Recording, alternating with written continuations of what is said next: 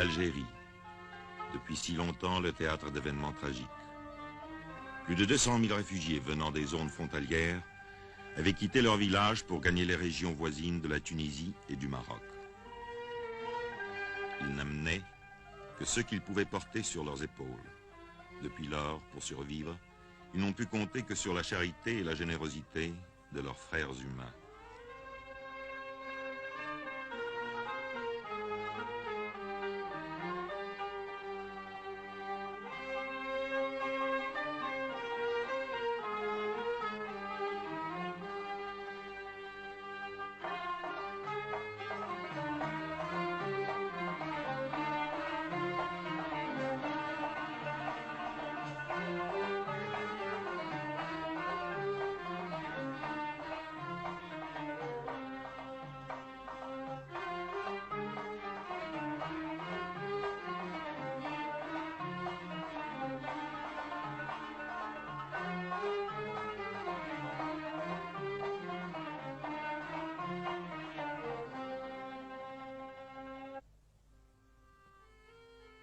Dans tout l'islam, la religion et un même mode de vie unit les croyants.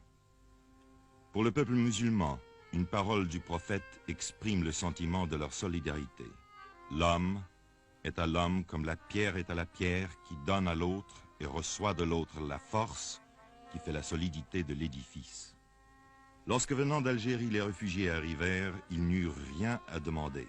La population locale partagea son pain avec eux. On les reçut comme des voisins chez des voisins.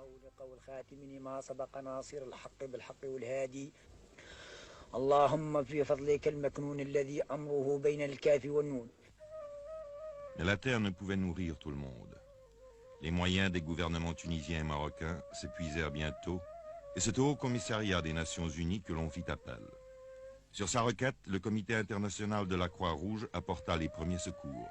Puis, la Ligue des sociétés de la Croix-Rouge et le Haut-Commissariat organisèrent une opération plus vaste.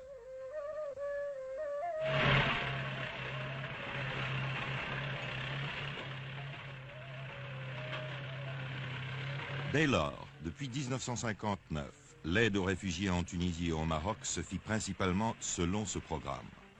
Plus de 275 000 rations par mois ont été distribuées à partir de cette année-là, au Maroc par 27 centres et par 33 en Tunisie.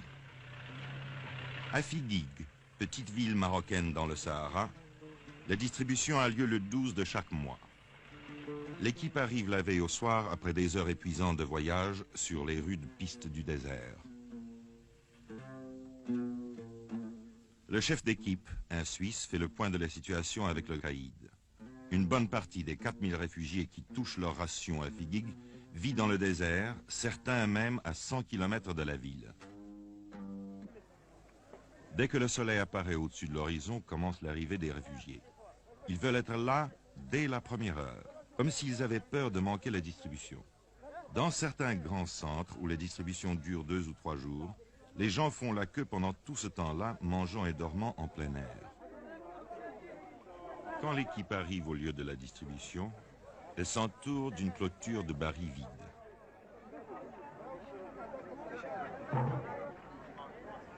Voilà les queues maintenant organisées, les femmes d'un côté, les hommes de l'autre.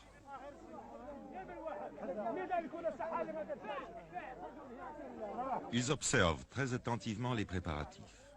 Les rations sont-elles toutes les mêmes? Ne manquera-t-il rien? Mais l'atmosphère générale est plutôt à la bonne humeur, même si parfois il faut intervenir pour prier quelqu'un de reprendre sa place dans le rang. Les vieux sont assis en cercle au milieu. Dans toutes les communautés musulmanes, les plus vieux chefs de famille sont entourés d'un grand respect. C'est pourquoi on leur laisse la priorité.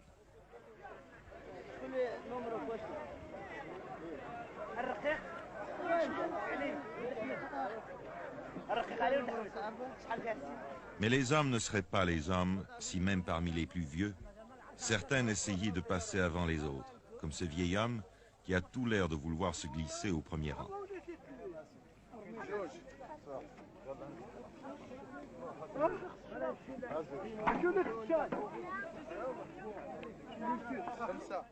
Chaque membre de la famille touche 120 grammes de savon.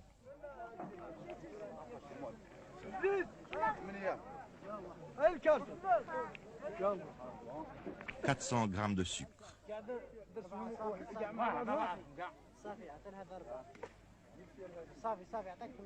400 grammes d'huile comestible, en fait la seule matière grasse utilisée dans la cuisine arabe. Les quarts de ration sont chaque fois soigneusement pointés. Les vieux servis, vient le tour des autres. À une certaine époque, les femmes étaient servies d'abord, mais à Figuig, les chefs de famille malins envoyaient tous leurs femmes, et les hommes qui venaient des lieux les plus éloignés devaient attendre jusqu'à la fin. Aujourd'hui, 10 hommes passent après 10 femmes. Remarquez, les femmes sont toujours les clientes les plus difficiles. Une hésitation de la part d'un homme du Croissant Rouge suffit à leur délier la langue.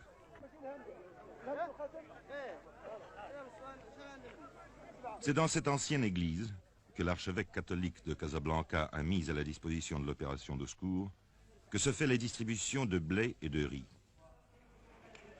Chaque réfugié a droit à 10 kilos de blé et 2 kilos de riz. En Afrique du Nord, chaque famille cuit son propre pain et fabrique sa semoule pour le traditionnel couscous. Un plat de semoule cuit à la vapeur, des légumes bouillis et de la viande ou du poulet, s'il y en a. Certains réfugiés n'ont pas touché à la viande depuis plus d'1 an.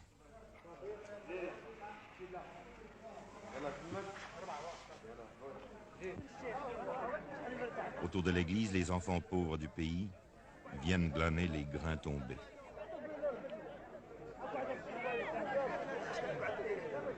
La charité n'est pas le privilège des riches. Les réfugiés aussi partagent avec les autres.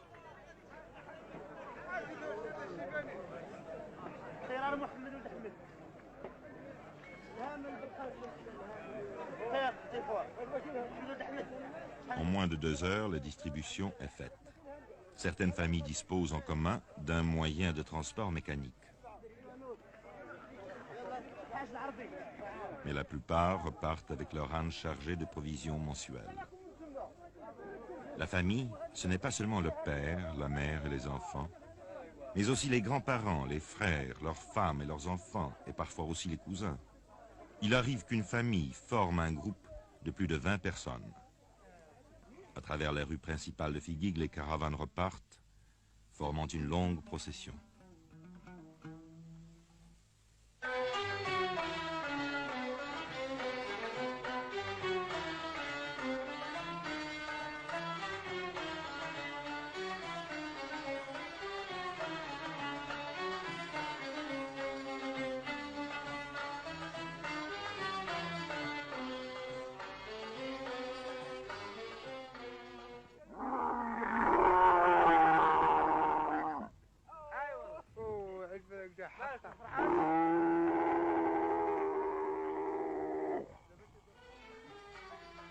Une fois par mois, les chefs de caravanes bédouins, eux-mêmes réfugiés, ont encore des marchandises à transporter, les rations destinées à leurs tribus en exil.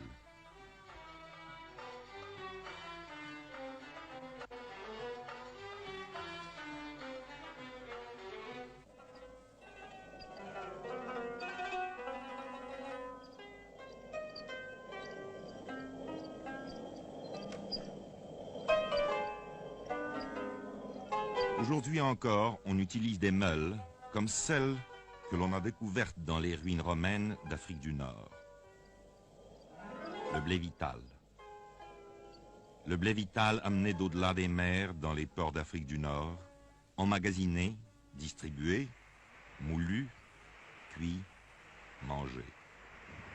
Le blé vital et les autres aliments ont créé l'union entre des peuples de races différentes.